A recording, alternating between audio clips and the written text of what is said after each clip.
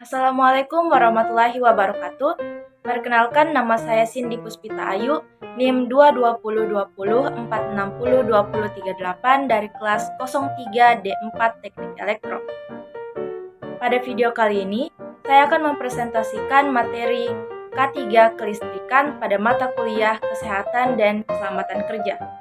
K3 listrik dimaksudkan untuk melindungi keselamatan dan kesehatan tenaga kerja serta orang-orang lain yang terlibat di lingkungan kerja yang berpotensi terkena dampak bahaya kelistrikan.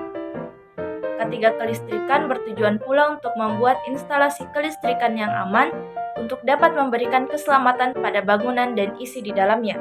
Kemudian, K3 listrik juga mendukung agar terbentuknya lingkungan dan tempat kerja yang sehat serta selamat agar dapat meningkatkan produktivitas. Potensi bahaya pada kelistrikan dibagi menjadi dua, yaitu bahaya primer serta bahaya sekunder. Bahaya primer adalah bahaya yang disebabkan oleh listrik secara langsung. Contohnya adalah sengatan listrik langsung, kebakaran, dan ledakan. Sedangkan bahaya sekunder adalah bahaya yang diakibatkan oleh listrik secara tidak langsung. Contohnya, sentuhan tak langsung, tubuh terbakar, dan jatuh. Terdapat beberapa contoh kecelakaan yang biasanya terjadi di lingkungan perusahaan kelistrikan. Yang pertama, kebakaran yang terjadi akibat arus listrik. Yang kedua, sengatan listrik. Yang ketiga, kecelakaan yang terjadi akibat terpapar arus listrik atau api akibat kebakaran. Yang keempat, ledakan yang memungkinkan terjadi akibat penggunaan alat-alat kelistrikan yang tidak sesuai dengan standar yang berlaku. Penerapan K3 listrik sangat penting dilakukan sebagai salah satu langkah dalam menanggulangi kecelakaan kerja. Ada dua cara yang bisa dilakukan untuk mengurangi jumlah kecelakaan kerja yang terkait dengan kelistrikan. Yang pertama, evaluasi resiko. Dalam rangka mengurangi kecelakaan pada tempat kerja, harus dilakukan penilaian terhadap tingkat resiko yang dihadapi. Evaluasi resiko wajib dilakukan untuk bisa memahami resiko-resiko apa yang mungkin bisa muncul di lokasi kerja. Dengan evaluasi yang baik, penanganan dan perawatan kelistrikan bisa dilakukan secara tepat dan terarah. Namun, perlu diketahui juga jika resiko bisa saja berbeda tergantung dengan tempat pekerjaannya.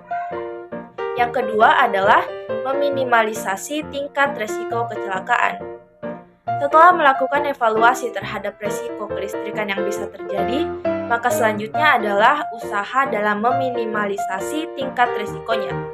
Ada beberapa usaha yang harus diperhatikan, yaitu mutu SDM atau sumber daya manusia, kelengkapan alat pengaman, penggunaan peralatan sesuai standar, instalasi alat-alat kelistrikan, serta tahapan pekerjaan yang aman. Pencegahan kecelakaan untuk perusahaan kelistrikan dapat dilakukan sebagai berikut. Yang pertama, pengawasan risiko kecelakaan pada tempat kerja. Yang kedua, praktik SOP yang benar dan tepat di lingkungan pembangkitan listrik. Yang ketiga, pengontrolan faktor-faktor yang berpotensi menyebabkan risiko kecelakaan. Yang keempat, edukasi K3 terhadap para pekerja. Yang kelima, pemasangan rambu-rambu peringatan bahaya. Kelengkapan alat pelindung diri yang biasanya digunakan oleh teknisi kelistrikan adalah sarung tangan isolasi karet dan pelindung kulit untuk melindungi tangan dan lengan, lengan isolasi karet untuk melindungi lengan dan bahu, pakaian tahan api atau fire resistant untuk melindungi tubuh dari ARC flash, hood untuk melindungi kepala terhadap ARC flash, topi keras untuk melindungi kepala dari menabrak atau terkena benda, kacamata pengaman dan pelindung untuk melindungi wajah dari benda terbang dan busur kilat, serta safety shoes atau overshoes untuk melindungi kaki pekerja agar tidak langsung menyentuh tanah. Implementasi K3 di dalam perusahaan harus berlandaskan dengan hukum dan undang-undang K3 itu sendiri. Peraturan hukum tersebut yang nantinya memberikan aturan jelas tentang penerapan K3.